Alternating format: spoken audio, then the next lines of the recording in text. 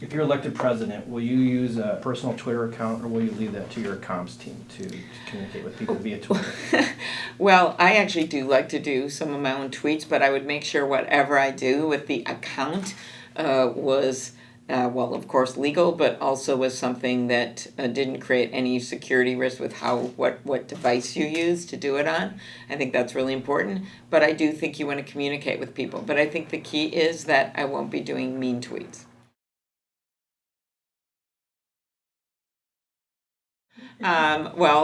Because I didn't want to be like my dad exactly. I wanted to have my own life, and I love to write. I actually wrote a lot growing up, and I wrote my senior essay in college, got published as a book about the politics behind the building of the Metrodome, the former Dome Stadium, whose roof deflated a few times in the Twin Cities.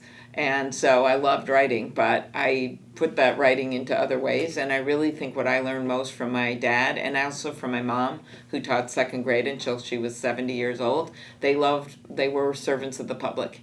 Even though my dad worked for a newspaper, every day in his column, he would take on causes with a lot of humor sometimes, but he would take things on. Regular readers would write into him with their problems, and he would try to solve them, sometimes in writing, but sometimes just making a call for them. And so watching my parents love their work was a huge inspiration for me, even though I didn't go directly into journalism.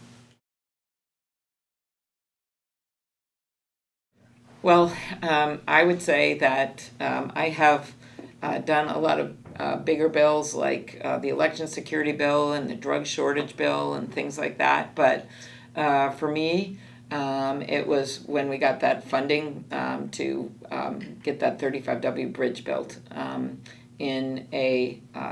think it got built in 13 months.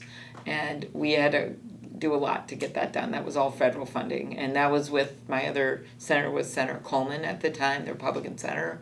We worked together. We worked with the Bush administration, and we got that thing built because that was not only, of course, the most major bridge in our state, and it was 55,000 people a day that were using that bridge, but it was also about our community and infrastructure, and it was about what the people had done when that happened. And I thought we had to at least rise to their level of courage. You know, the World Watch, when the off-duty firefighter tethered herself to the side of the river, diving in and out looking for survivors, or the Tasty truck driver who had 1 second to decide what to do, and instead of ramming into a school bus, he veered off to almost certain death and burned to death in that cab, or the school bus that plummeted 30 feet, and one guy, a camp counselor named Hernandez, looks like it's going to go over in the Mississippi River. He has 1 second to decide what to do. He doesn't run off that bus. He gets all 30 kids off that bus to safety.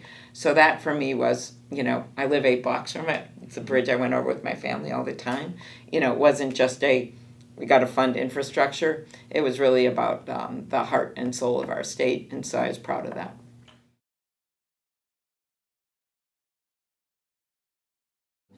Well, I think we should, first of all, I will have a cabinet that is as diverse as this country. I think that's incredibly important. I think you should look at everyone in this country that's qualified for that job of VP, clearly including people of color. I won't commit to who I'm going to put on that ticket, but I think Julian's not being able to stay in this race, he made his own decision. It's sad. I think he actually brought we didn't agree on everything, but he brought a lot to this race. I wanted my friend Kamala to stay in the race. And I hope that Corey will still make it to the debate stage here at some point.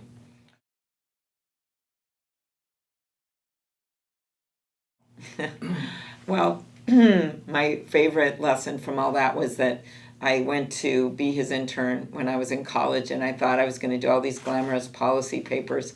And my first job was to do the furniture inventory, which took like 2 to 3 weeks. And I had to crawl under every piece of furniture and every lamp and write down the serial number and match it of every staff member. There were over 100 to see if it matched up. And I learned two things from that. One was that Walter Mondale is a very honest man, which we know, nothing was missing. The second is take your job seriously, even when they're not as glamorous as you thought they would be. Because, and I always tell this to students, because that was my first government job in Washington, and this is my second.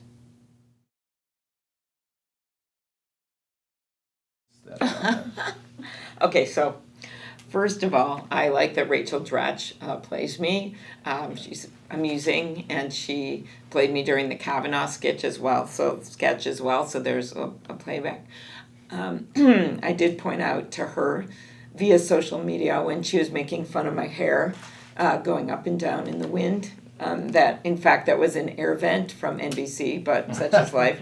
And so. Sorry, I was able to regain with enough hairspray my credibility when it came to my hair. It really actually was funny because when I announced in the middle of that blizzard with 4 inches of snow on my head, my hair never moved. But I thought she did a funny job last time, yes. I always like SNL. Last one. And I think you should have a president that's able to make fun of themselves, to take their work very seriously every single day, and do the best for the American people, but not always take themselves seriously. Like I remember when George Bush actually appeared with Dana Carvey, George H.W. And George W. Bush did some of that. I think and Bill Clinton did some of that. I think that people have been able to make fun of themselves, and I think that's important. Barack Obama was always very amusing at those White House Correspondents' dinners. I've been there. I have done some of the similar dinners with Congress myself.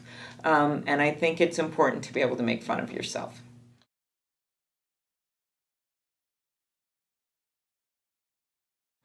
My favorite comfort food by far is baked potatoes with cheddar cheese on top, usually, nothing more. I had that, I think, twice last week for lunch. And then I like to go to movies, yes. And my husband likes to go to movies. So and there's a lot of good movies out right now. Let's see, the Mr. Rogers movie is pretty good with Tom Hanks. I really like that. The Farewell is a really good movie that hasn't gotten a lot of attention, about a Chinese-American family that goes back to China. It's really an endearing movie, and I think pretty thoughtful. I just watched The Irishman on Netflix in short periods of time on airplanes. And so movies are kind of a good escape for me, yes. And I also like to read. I'm just reading that book by Doris Kearns Goodwin, one of her many books, but it's on leadership, and it actually shows 4 presidents and how they got to where they are in their lives. And it talks a lot about resilience and how a measure of a good president is not necessarily what they do when times are good or when times are easy for them. It's how they get through hard times. How resilient are they? And I think that's a pretty good measure myself.